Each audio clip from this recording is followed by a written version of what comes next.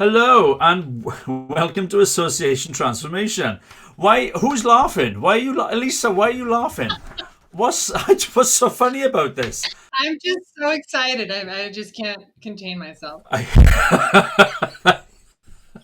So yes, welcome to Association Transformation, a transatlantic conversation between myself, Andrew Chamberlain, Managing Director of Consort Strategy, and my good friend and colleague Elisa Pratt. Hello, Elisa. How you doing?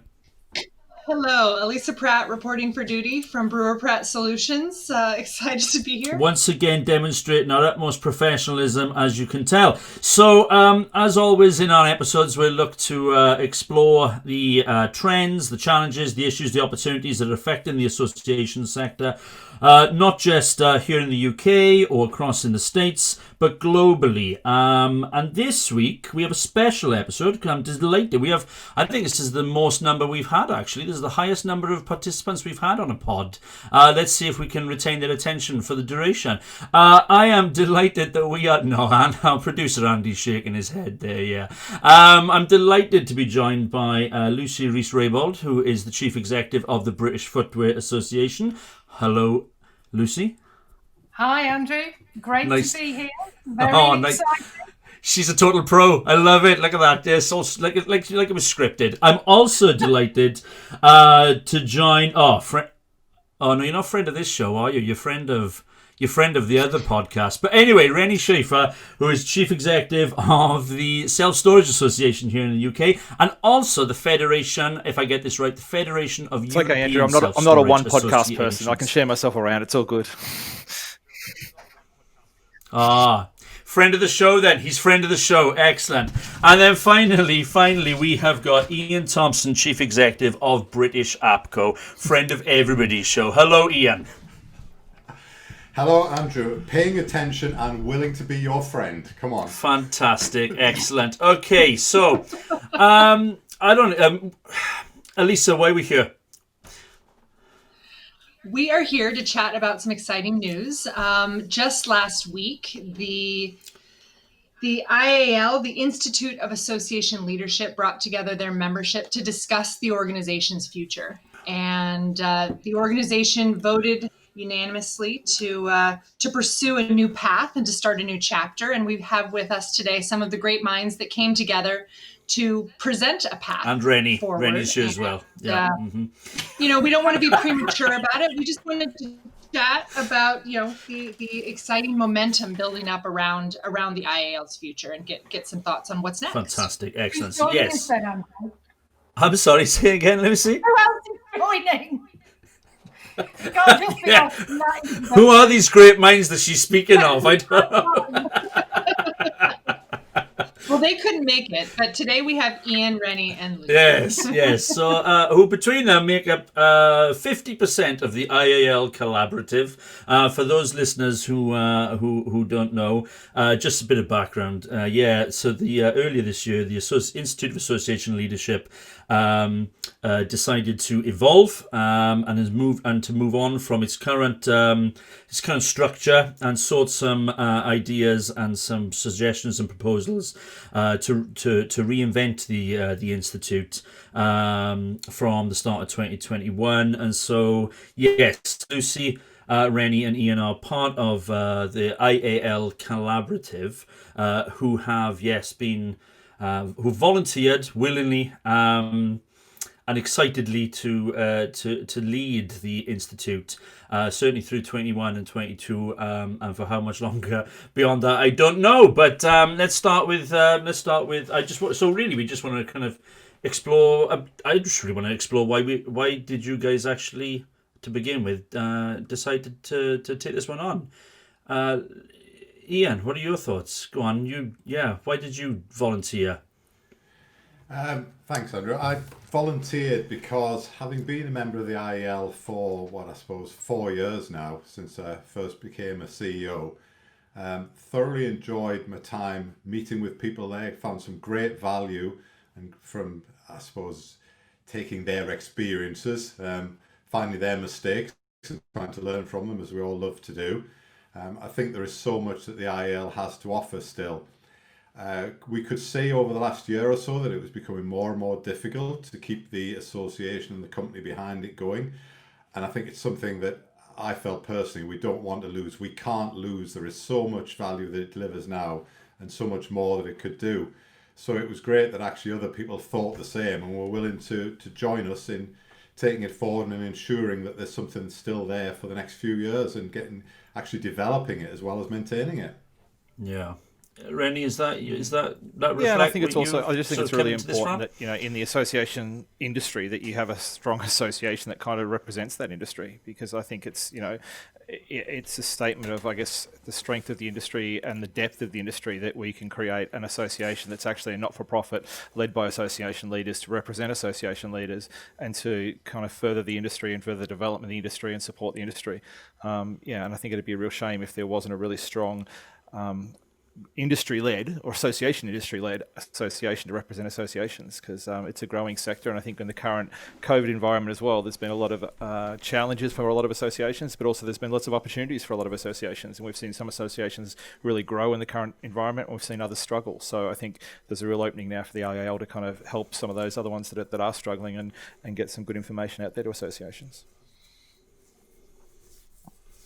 Yeah, and speaking of an association that's really grown and flourished during the last 6 months, Lucy, the BFA in particular, has, in my opinion, and I think that of many others, has really sort of come to the fore and stepped up to the plate and all other sort of cliches. But, I was really impressed with what you guys have done. Do you think, I'm presuming one of the reasons you've wanted to step up and be part of the collaborative is because you've seen that, you firsthand appreciate the impact that a membership organisation like this can have.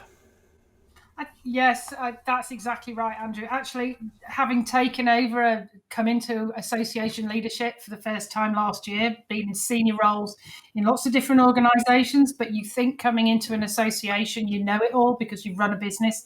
And actually, it's absolutely not like running any sort of commercial business. And I think for me personally, my passion here is about making sure that we help people who've come into this role for the first time, particularly adjust to a very different demand set. You are suddenly actually owned by your members, not by one boss. You're pushed, pulled, and kicked in a million different directions. And it can be incredibly confusing to find your way through that process. I was very lucky in my early days, not just to find the IAL, but also, I will say, quick plug for Consort, to find Andrew, who's been very supportive. But it is that we need to make sure that we're supporting the next generation of association leaders. Associations have a really critical role to play. And I think we're at a pivotal moment for associations. Renee said how well we're all doing. But we are at a moment when associations can go from boys' clubs, which they were traditionally, an awful lot of them 20, 30 years ago, to being really dynamic organisations who can converse on massively different levels with government, with local authority, and with business itself in different directions to actually understand the broad sectors at one time. We have to have voices. We give voice. And I think it's really important we teach new people and give new people that supportive skill set and a place to come and just chat about what they're doing. You weren't expecting me to go so long. I'm going to shut up now. No, that is what I think drew so many of the new IAL collaborative board members to the table. And we've always talked about it as a member-led, member-focused organization. And now on the cusp of this next chapter, I mean, not only bringing new voices to the table, but offering new value. I mean, we're talking about everything from some structural enhancements, management change, leadership. There's so much here that will be, to Andrew's point, an evolution. And I just wonder what, in my association management life, I've heard said a few times, oh, I wish we could just start from scratch. Or if we were to build this from the beginning, we would do it differently. Well, now we somewhat have this opportunity to create an association for those who truly appreciate associations and what we might look to enhance or do a little bit differently. is an exciting, I don't know, I feel like we're in kind of a petri dish. This is kind of a laboratory, and we get to, but we also, I think, get to we learn get to from do it a little different. the lessons from the IAL and from other associations in the past as well. So we're not kind of building it literally from the, well, I suppose we are. We're recreating it, but we're also recreating it based on the foundations of the collective experience we've got, but also the collective experience of the previous IAL board and their successes and some of the things that didn't work out so well. But we can all learn from that and move it forward. And I think that's one of the strengths of the collaborative as it is at the moment, because the people on the board have a really broad spectrum of experience and of associations. We've got some people that are relatively new to leadership and associations, and have come through their own profession. We've got some people who are association kind of experts that have been doing associations all their time and have had quite a lot of experience in associations. We've got some previous IAL members. We've got some that were not IAL members. So, we've got a real breadth of experience, of knowledge and of ideas within the group. And I think that's going to really help, like you say, Elise, build it up and help us kind of create something fantastic out of all this. Yeah, and I think one of the great things about it, sorry, Ian. No, go on, Lucy. No, I was just going to say, I think one of the great things is that actually we're doing it so collaboratively and collectively, and that we're not driving for profit. And I think too often associations like this focus on the profit line rather than on the job at hand. Yeah, and I think it's important as well. Rennie summed it up there. The experience is coming. It's about associations. Yes, there are other organisations that talk about leadership and management. There's so many places you can go for that, and I'm not decrying any of that, but it's actually quite different when it's association leadership. Lucy previously said how we can be pushed and pulled from all directions, and there's many people who think they're there to support, think they're there to challenge, think they're there to help, and sometimes think they're there to tell you what to do. But it is different. It is different when it's an association as opposed to a business or anything like that, and that's important.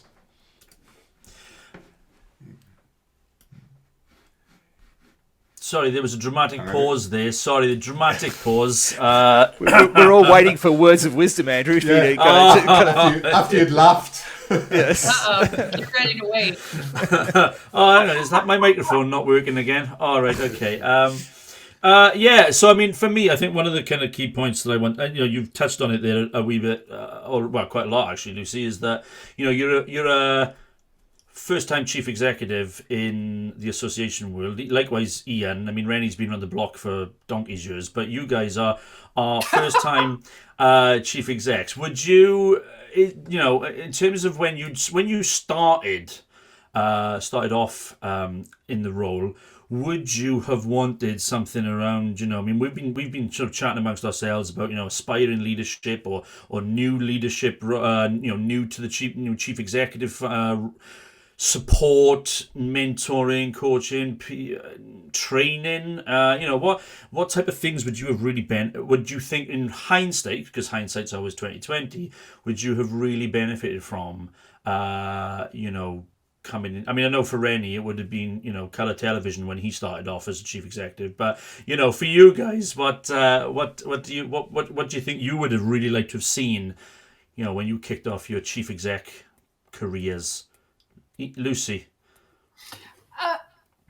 Thanks. I think actually would have been really useful to have a mentor, somebody that was paralleled with me, somebody that I think we've talked about this, just somebody that was there as a go-to. In fact, I was quite lucky because Simon Forrester, who's one of our colleagues on the new project, he actually did offer me some mentoring. But I think that's something I would fundamentally like to see. Somebody you can go to that isn't judging you, that is just there going, well, have you thought about this? Have you thought about that? Because it is confusing. I don't know what you think, Ian. Yeah, I think for me as well, it's not realising just how new you are. Because I came into this having had 30 years in another career. I was a police officer for 30 years. So I've been in the industry that I now represent. Yes, I could lead. Yes, I could manage. Okay, yeah, there's another podcast where we discuss that, what leadership management looks like from where I came from. But you move into association world, and what do you have to do? What do you have to deliver? Do you have to have successful events? Are there products that you're delivering? Do you have to make money? What does it really mean to be not for profit but not for loss? So your board of directors or your support board or whatever will tell you what they think the association should be doing. But actually, there's no independent arbiter. There's no shoulder to rest on to say, is this right what they're saying? Because they're telling me this is how governance is. Governance, where did that come in? I thought I was in charge of things. So then there's governance models to consider as well. There is just so much that it would have been great to know right at the beginning that I can step in and write, these are the sorts of things that should be set up. Does your association have them? If it does, tick, great, yeah, move on. Concentrate on personal development. But actually it's association development as well. You just don't know what you don't know when you step into it. And I think your board of governance too, your board of directors that you've got is often, they're focused on developing. They don't any more than you do know how to run an association. In fact, they're worse than you because they all run professional businesses that are profit making and they don't really understand, or see that my experience of the couple of associations that I have been involved in, they don't really understand what running an association means from a normal business perspective. So it's an education up there as well that we need to look to help our new chief execs support. And I guess being an association or associations as well of sorts, we have. I think one of the great things about this industry is that you do have a lot of people that are really willing to share their ideas and be those mentors, and we're not competing with each other. There's very few associations that directly compete with each other. There's a little bit of crossover from place to place, but of the hundreds of thousands or whatever associations in the UK, we can all share this information, and we can share this information from people like myself who've been doing associations for a little while and been doing it almost like in a professional association, against people that have come up through their own trades or their own industries that are new to the association kind of space, and share our experiences and talk about governance and I think, like Ian said, importantly, have someone that can talk to them about being an association without the kind of burden of a board or something else behind them. Because let's be fair, it can be a bit of a lonely job being an association chief exec, because sometimes you don't get the support from the board that you always want, and your board often don't have that association expertise as well. So sometimes you've got to take to them some real challenges. You've got to be able to present to them in a way that can convince them that that you're the association expert and you know what you're doing here, and they might be experts in their own fields and their own businesses, but this is actually an association, and you need to take an association directive there. And from my point of view, I enjoy mentoring people and I enjoy communicating that way as well. But I think one of the things I'm looking forward to is essentially doing the same thing, just at a different level, is to be able to actually network with people that have been in the industry for a long time, and people that have been through the different associations similar to the way I have, and talk to them and hear their ideas of what's going on, what's important to them. Because each of us face slightly different challenges within our associations at different points in time, but there's a collective wealth of information out there that we can all tap into and learn from. And that's what associations are about. And you would hope that most association CEOs are in the space because of that, because they believe in sharing, they believe in collective knowledge, they believe in the power of the group over the individual. And and that's what I think the IAL will all be about too. Do you think there's scope for the? Do you think there's scope for the IAL to potentially reach out and connect and collaborate with other networks of networks? So by that I mean, for example, the ASAE in America, the AUSAE in Australia, the African Society of Association Execs, etc., etc. Do you think there's appetite for a chief exec level in this country to find ways that we can connect with colleagues, internationally, and learn from each other and support one another at a global level?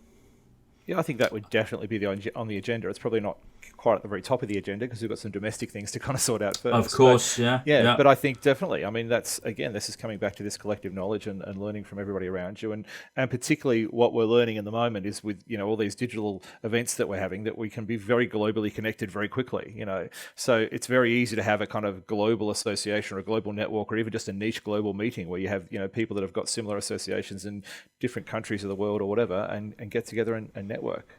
So yeah, definitely, I think. Good. Obviously I asked that question because this is a transatlantic conversation, and Elisa and I, we talk about things not just UK focused and US focused. We talk things globally.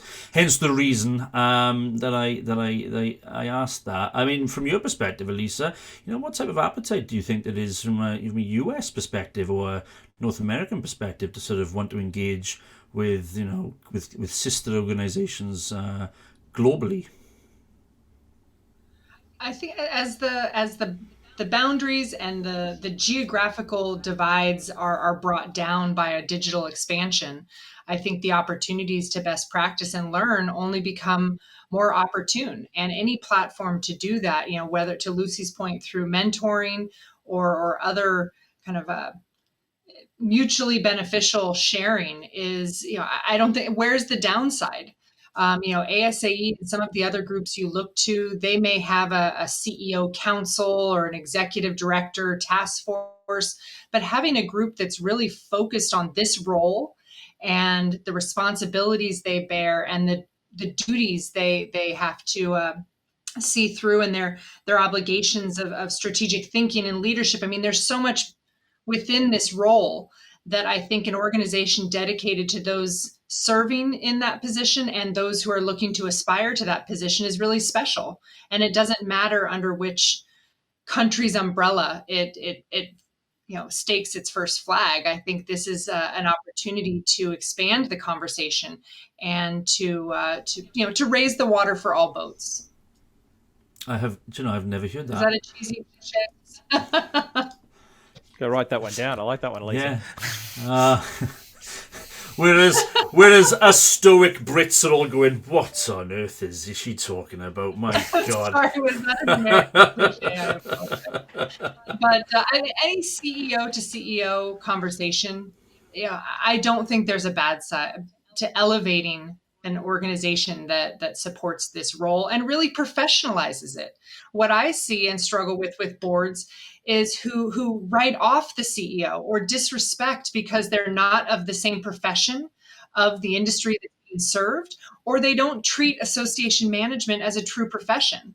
And I say, excuse me, not only are there degree programs, certificate programs, but decades and decades, generations in service to these organizations as association executives and professionals, but now an organization that will expand and increase value and opportunity for people in these professional roles. This is a career, this is a profession, and there is an opportunity to master this profession. And we invite people who'd like to do so to be a part of the IAL. No, I think that's really important. Go on, sorry, Lucy, go on. No, I was only going to say that actually that transatlantic aspect is a really interesting one.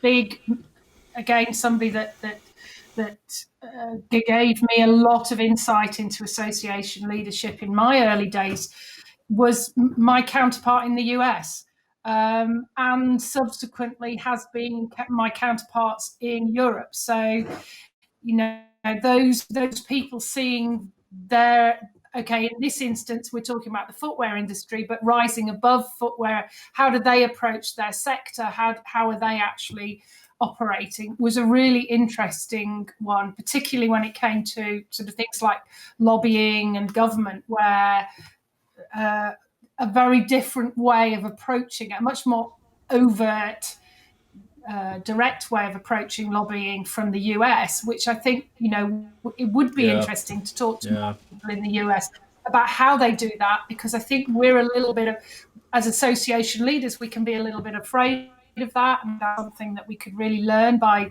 that transatlantic association. Yeah, I think that's a really important. I think that's a really important piece. I would like to see the IAL take on and embrace that advocacy piece. I think now more than ever, the range of challenges that we'd face in as businesses, as members of networks, as members of associations, as associations in themselves, I think the challenges that we're facing on a national and an international scale requires, I think, our associations to focus on more than just. I say not just. I don't want to devalue it, but traditionally the focus has been on networking, professional development, sharing best practice, and and to a degree, for some, professional qualifications, accreditation, etc. for the profession for whom they represent. But actually, I think it's distinctly lacking the role that associations have played in lobbying, campaigning, advocating a profession's interests, and I think now more than ever, particularly in the UK socio-economic and political context, but but globally as well, I think there's a key role that associations need to play. But how could, I mean, I have my own opinions, but how could the IAL realistically be a voice, a cohesive voice of associations? Or do you think that's a step too far? Do you think it's more a case of, well, what we can do, we can provide our members with, and equip our members with the skills to be effective advocates? Or do you think the IAL in itself could play an advocacy role? Ian, what are your thoughts? Yeah, I think definitely two strands there. The IAL should be encouraging members to stop, not so much, there's a lot of work to be done looking internally. There's the structures, the governance, the objectives, the missions, everything that the association demands. There's development of the CEO themselves, but also we should be encouraging each and every association to look outwards, to advocate and to lead for whatever sector they're in. And I think if we're going to do that as part of the IAL, to tell others to do that, we've got to do that ourselves. Where would you look if we're talking UK? Where would you look if you're UK based and you were looking to find out what associations think about something, or where would you look for where do associations come together? There's some commercial organisations, etc., but there's a role right in there for the IAL. There's got to be. I think there's certainly a role for somebody. I mean, the reality is that associations represent the industry, and some of them represent a very significant part of the industry, but some of them are very small and some of them are very sector based. And when policy needs to be made in Westminster or wherever the governing body is, it would make a lot of sense to have somebody who was a collective of associations that had a connection in Westminster, so that whenever policy came out, they could go to this particular person or group or whatever and say, okay, well, we've got this new policy on X, Y, and Z, and then that person can say, well, I think that's going to affect these associations or these industries, and so these are the people you need to be talking to, and this is the way to get feedback. And that sounds common sense to be a much simpler way to do things, and a way to actually get industry opinions into policymakers really quickly and really efficiently, and give them a way to contact industries, no matter how small or niche they are, to really large and big ones as well. So I think there is an opportunity as associations mature and become more professional to definitely have somebody in the in the lobbying side on behalf of associations generally, but also in behalf of associations specifically, rather than going through general lobbyists, which a lot of associations do. And if nothing else, with the diversity of thought, to give an example, show those smaller and medium associations how these conversations are brought about, and how lobbying occur. Just set that example for those organizations that may not be as comfortable in something so overt. Just from obviously, Elisa, you've got experience up on Capitol Hill. Do any so you'll have an appreciation of what lobbying and campaigning and advocacy looks like in practice. I actually don't have a sense of that. I don't really know. I've not direct experience. So does anybody know does the lobbying that occurs at a corporate level, to your mind, does it reflect the way they lobby in the States? Do the kind of processes or the kind of relationships, does it look the same how business in the UK lobbies, Westminster? Anybody know? I probably don't know enough about how the UK handles their business, but it's all relational, and the more relationships that the IAL network can create, and the broader that network can expand, you find people who went to school with an elected official, or someone who knows another elected. It's all relational, and the way that nonprofits and associations lobby is not that dissimilar, at least in the United States, from the way that corporations lobby. It comes down to knowing the right people, as as old school as that sounds, and having access and having the message and the opportunity to be the voice of associations, even as diverse as that those perspectives will be, I think is an exciting opportunity for the IAL, and one that it'll have to approach in the appropriate situations. It won't always be appropriate for it to put forth its name or its brand on every issue. But there's a chance. And like I said, even just the opportunity to discuss lobbying and discuss the advocacy opportunity for associations to exercise on their own, in their own jurisdictions and on their own issues, I think will be an opportunity to elevate and empower association executives within their own organizations and within their own marketplaces.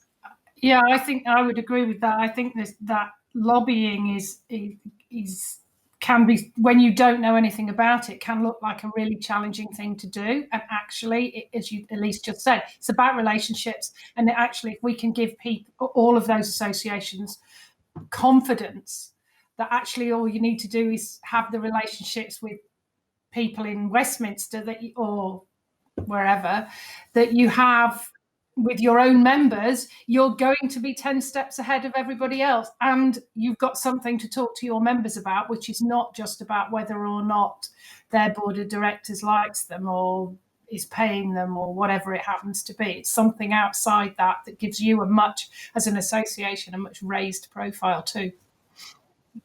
And that's the real power of a community interest company is an elected official, a decision maker can look to an organization like the IAL or other nonprofit associations in the space, and they're employers. They positively impact their community. They're not as self-serving. And so they'll knock on the door of organizations like the IAL or other CICs and ask for their input, ask for understanding and data related to an industry, because they're a safe place. They don't look as if they are as selfish in the debate. So, what are the timescales on the IAL? We've touched on a few things that we have ambitions for, but for the listeners to have a better sense of where we're at, what are our timescales? Ian, you attended the AGM on behalf of the collaborative. What do you know? You do know. What are they? The timescales? I did. I attended the AGM because I am a current IAL member, so I got to vote on the motion. Were you the one against? Were you the one who voted against it? Hey, it's all confidential, even online. Thank you very much. It's like turkeys voted for Christmas. That's right. Yeah, so the IEL is an association and also as a company. We'd had at the previous AGM, the company itself has voted that it will come to an end. So the company sitting across the top of the association ceases to function at the end of this calendar year. But now the membership of the association itself has voted that it will be led by our new company, the IEL Collective. And between October and December, the two groups have to work together to pass over the association ownership from the old to the new. But that doesn't mean that we can't do things in the meantime. So I know one of the things we want to talk about is actually we want to find out what current IEL members want from the new world. But let's be honest, let's not be constrained here. There are an awful lot more people we can and should and must talk to before we officially launch in January with the new IEL Collective. And I think one of the other things we need to do, Andrew, is... Sorry, I was going to say, I think one of the other things we need to do is also start talking to some of the non-association companies that are actually in the association space as well, and look at making kind of partnerships with them as well in terms of some of these corporate suppliers that are servicing the industry, that actually know the industry really, really well and have a lot of experience with the industry. We want to start talking to them as well and creating relationships with some corporate partners as well as association. Yeah. Final words, Lucy? No, I was only going to say I think we should speak to those lapsed members too, because I've actually connected with a couple of them, and they have a very jaded view, and I think it'd be interesting to just make sure that we can overcome that and talk about the future. Okay. Well, I think we're going to need to have another chat about the future because, so as we're transitioning, I think it's worthwhile just sort of, we'll get the other three members of the collaborative, we'll drag them on to do the next one. Yeah, they can suffer. I know Ian is nodding there. That's right. Yeah. Yeah. If you're listening, Simon, Taj, and Sarah, you're next, right? Okay. But yeah, so in terms of where we go next, are you putting out just one last point? Are you putting out? Do you know a consultation? Did you say with members or? Yeah. So basically, our plan is that we're going to send some consultation correspondence out to both members and like Lucy said, probably some of the non-members and other people as well, just to get a bit of a feel of what the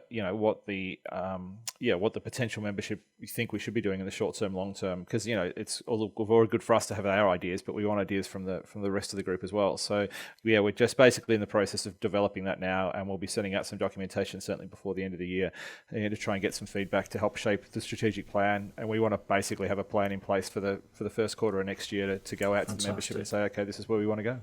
Excellent. Brilliant. An excellent statement of ambition. Fantastic. Well, thank you. Thank you so much to Rennie and Lucy and Ian. Obviously, it goes without saying thank you to our producer, Andy, who suffers in silence every time we do one of these. Oh, no, it's not. It's usually not in silence, actually, afterwards when we stop recording. And, of course, big thank you to Elisa. And actually, Elisa, I think it's worth pointing out that you are, you're actively supporting, as am I, the IAL collaborative, and I'm certainly very excited about the opportunity to be involved. And I know that you are too. That was a cue. Yeah, that was a cue to say yes, I am. Yes, I am. You didn't give me a pause. No, I am excited to be a part of this, and I think both Andrew and I are very eager to see where this goes, and excited to be a part of a group with such passionate leaders. If anyone has any questions about the IAL, whether in its current form or where it's going, or wants to get more involved, at this point in our transitional phase, I'd encourage you to reach out to either Andrew or I via LinkedIn or whatever your best method. We're working to renovate and rehab some of the digital platforms that the IAL is currently on. So probably, maybe LinkedIn connection with Andrew or I would be your best bet, but we'd love to hear more about what the community is in need of and what current and former members have in terms of thoughts. Absolutely. Okay, excellent. Well, until the next time, we really do hope you've enjoyed this week's pod. If there's a subject you want us to explore, or if you want to join us in the pod, then tweet us at Association Transformation, or you can email us hello@yourconsort.com, and we will draw together our network, or drag together, as the case may be, from the three guests today, our network, and we'll have a pod that we think is worth listening to. And if you've enjoyed our musings, then from wherever you access our pods, add Association Transformation to your favourites, and that way you will never miss an episode. Until next time, stay well and put your members and your mission first.